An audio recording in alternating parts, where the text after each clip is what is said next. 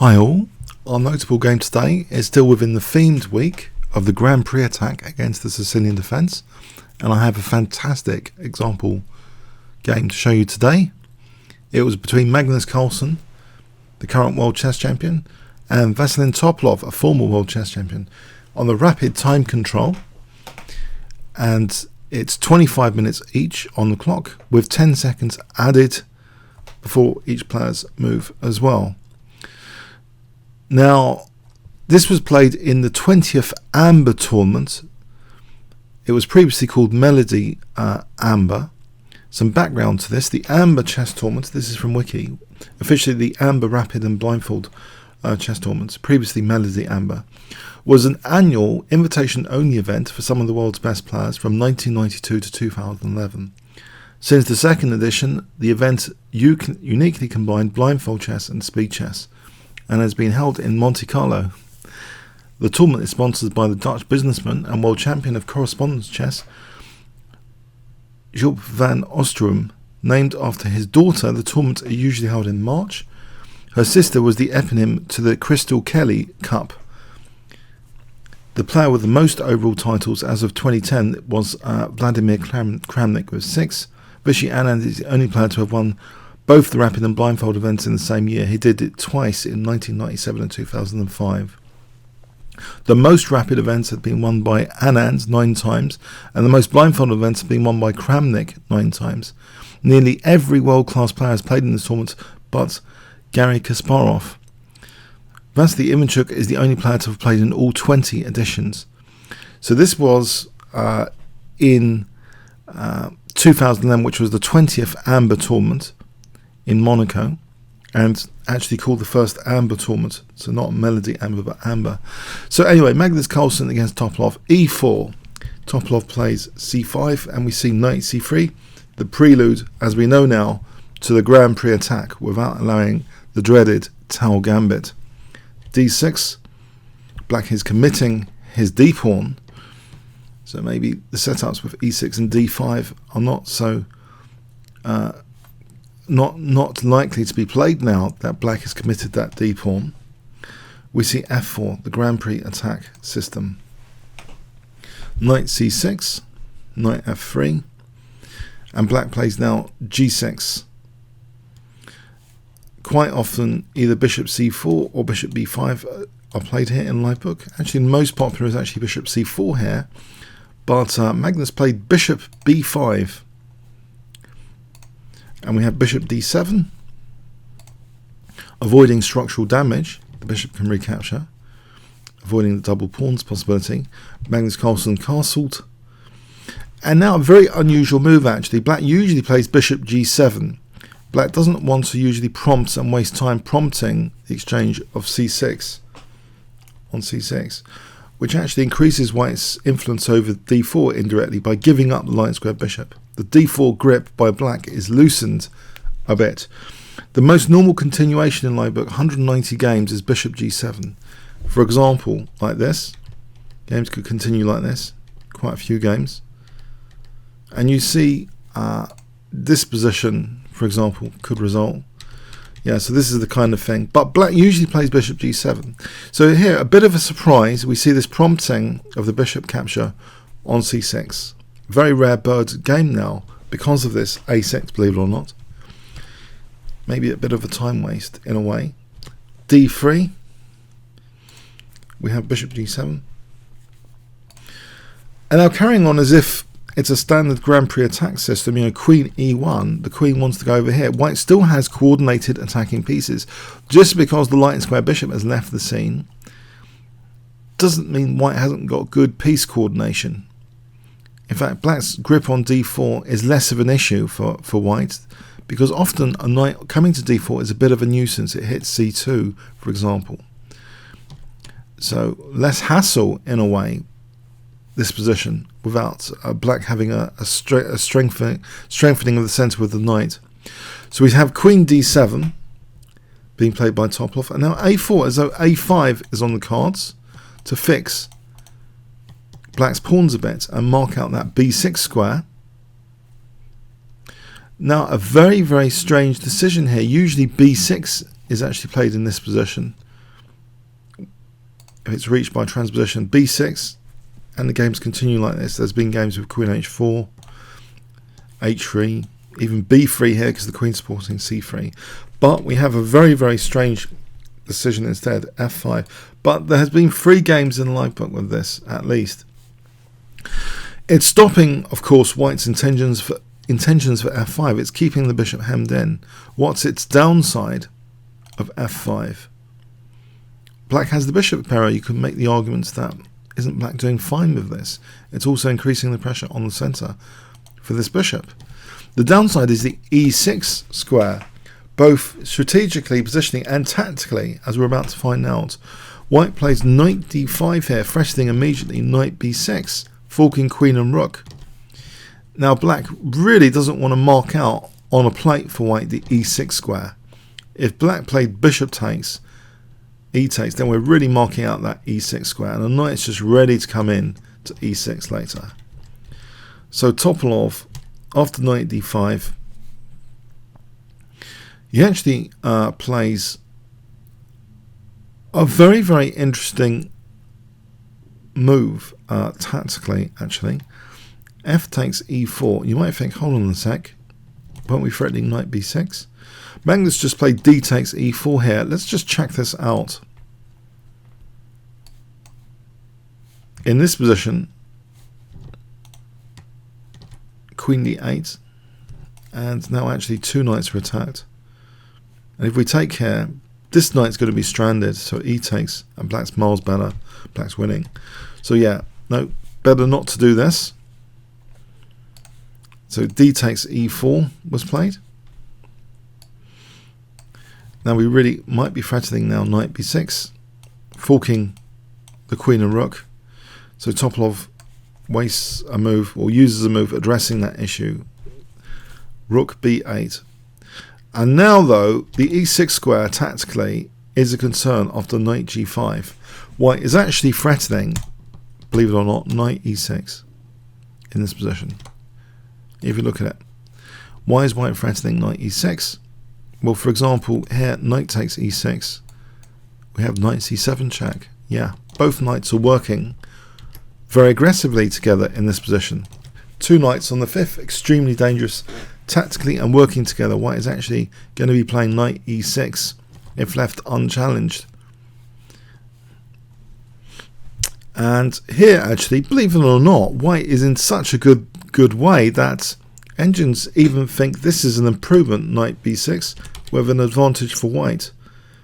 This way of playing it, with a reinforced knight on b6, with knight g5 coming, is really dangerous. This position is extremely dangerous for black. For example, knight f6, knight g5. We have knight e6 here winning the exchange. And yeah, you might think, does black really have to do that? What can black do actually in this position?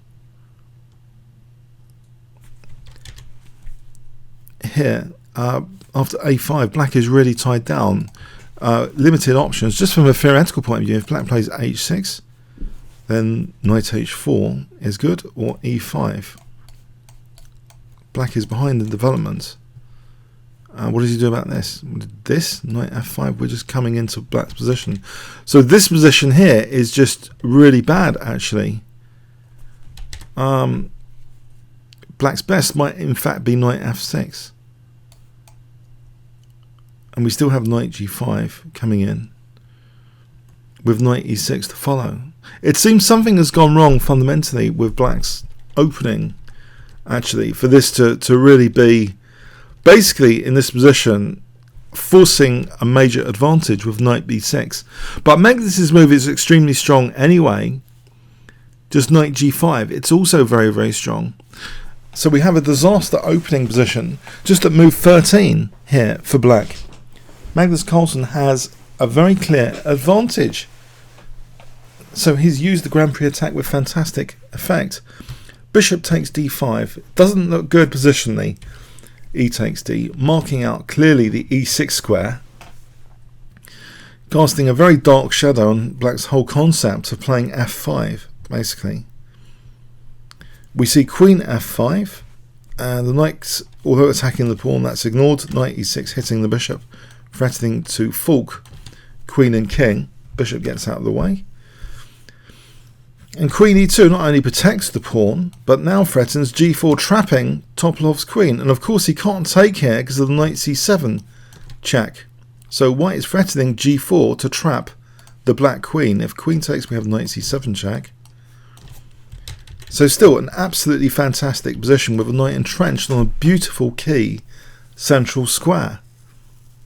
Now against the g4 threat, Topalov plays the awful looking h5, which of course weakens g5 in a way. And now a fantastic maneuver by Magnus Carlsen, bringing in more resources, more attacking pressure. Can you see what white played in this position? If I give you 5 seconds to pause the video, starting from now, white play.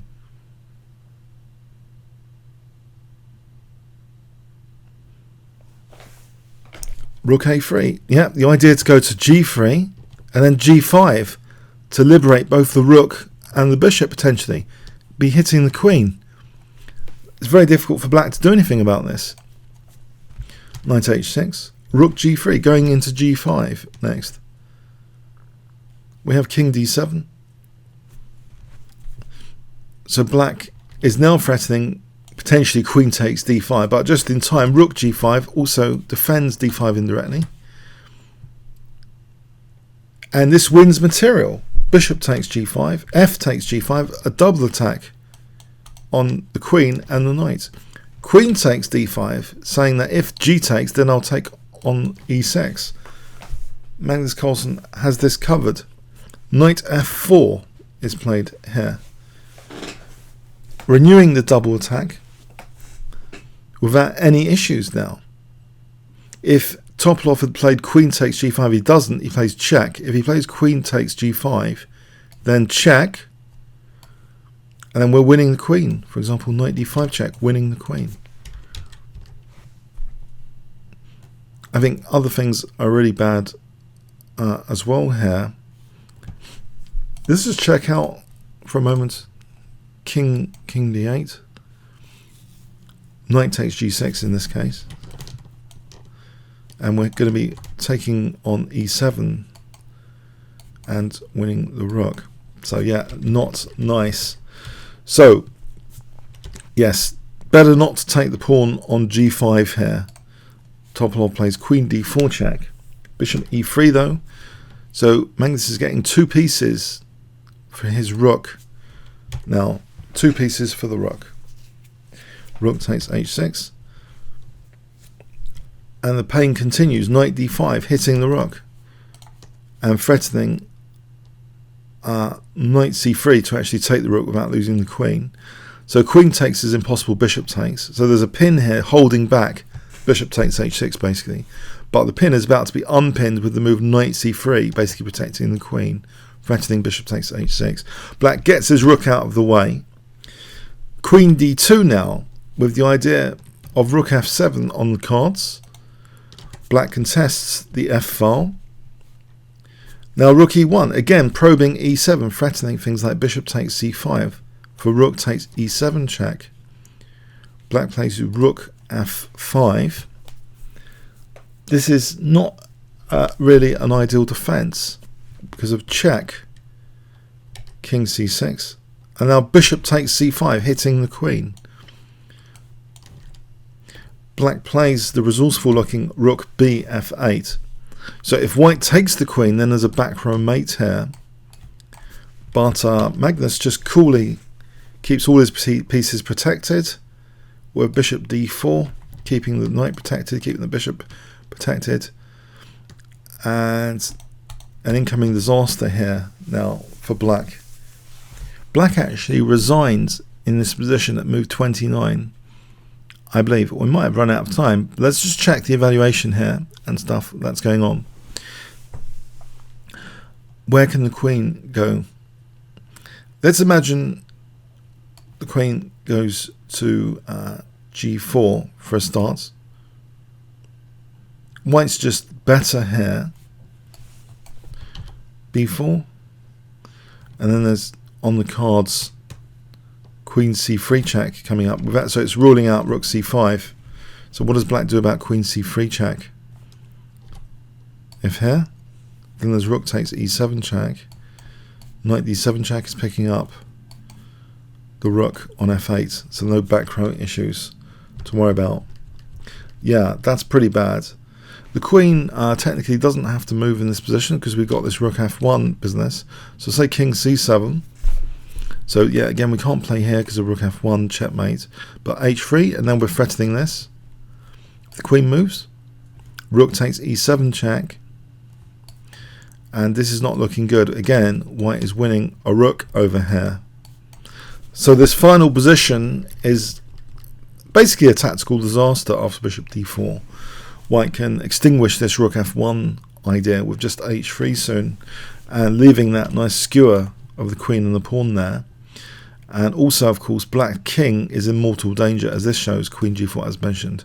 b4 is a very strong move here apparently. Yeah, because if here there's rook c5 in this position. But even this is better for white. Bishop takes, knight d5 is possible. Even this is good for white. Here there's rook e5 check and a mate actually coming up. So yeah, it's a crushing position. But technically best after queen g4, as mentioned, is b4. So to make this much more effective, this queen c3 check, technically best. So black, yeah, he had resigned after bishop d4. Now what do we get from this game? Topalov ventured out of mainstream territory with a6, a bit too keen for the bishop pair. And then that f5 had a downside, the e6 square, a clear downside. And Magnus's knights really aggressive on the fifth rank, two knights helping each other for the knight e6 tactical possibilities. And then white was marking the e6 square. And a beautiful maneuver by the world champion, rook a3 to g3, to win material, basically harassing the queen. To win material, shake out two pieces for the rook. And then in the end, black's doubling the rooks didn't help tactically. Magnus has things under control with precise play, and Topalov resigned after this bishop d4 move. A great example of the Grand Prix attack and how dangerous, especially in rapid chess. But remember, this is with increments. You might question the accuracy of the game. I've done an accuracy check. It's averaged 7 centipawn loss for Magnus Carlsen, an extremely accurately played game. The 10 seconds for each move also helps improve accuracy, even in the rapid time control. So very accurately played by Magnus Carlsen. Comments or questions on YouTube? Thanks very much.